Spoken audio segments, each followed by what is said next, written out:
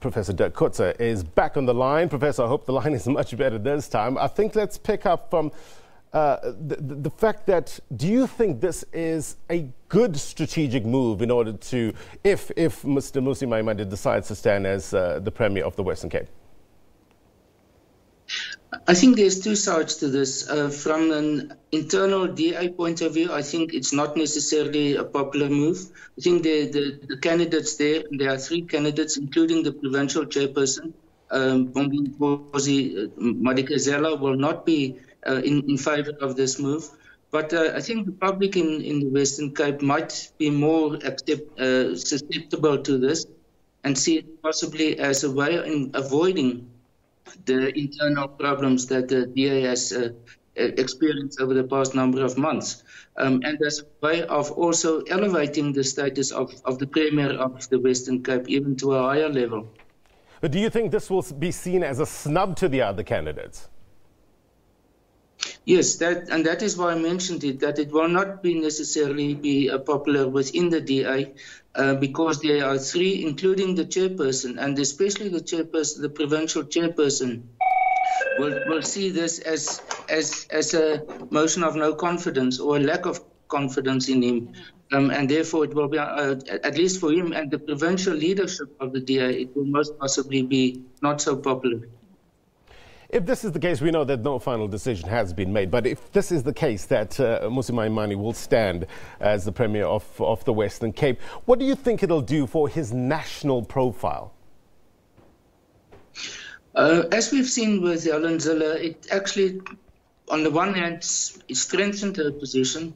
On the other hand, it created a bit of a problem with respect to how to combine the position of the national leader of the DA and especially the leader of the opposition in Parliament with his position and that of a provincial premier. So I think the complications that developed during the time of Helen Zille are the same complications that Mmusi Maimane is going to deal with or will have to deal with.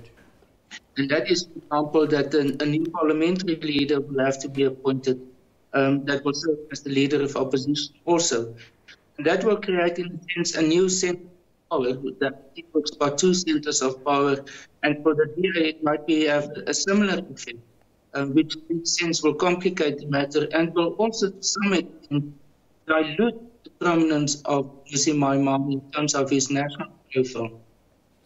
Prof, the DA has a stated intention of bringing the ANC majority nationally to below 50%. How will focusing on one province bring about this objective? Again, as I said earlier on, I think the Western Cape serves as the model for the DA at this stage of how they want to, first of all, the type of government that they want to introduce, and then say this is the model that we want to take to the other provinces.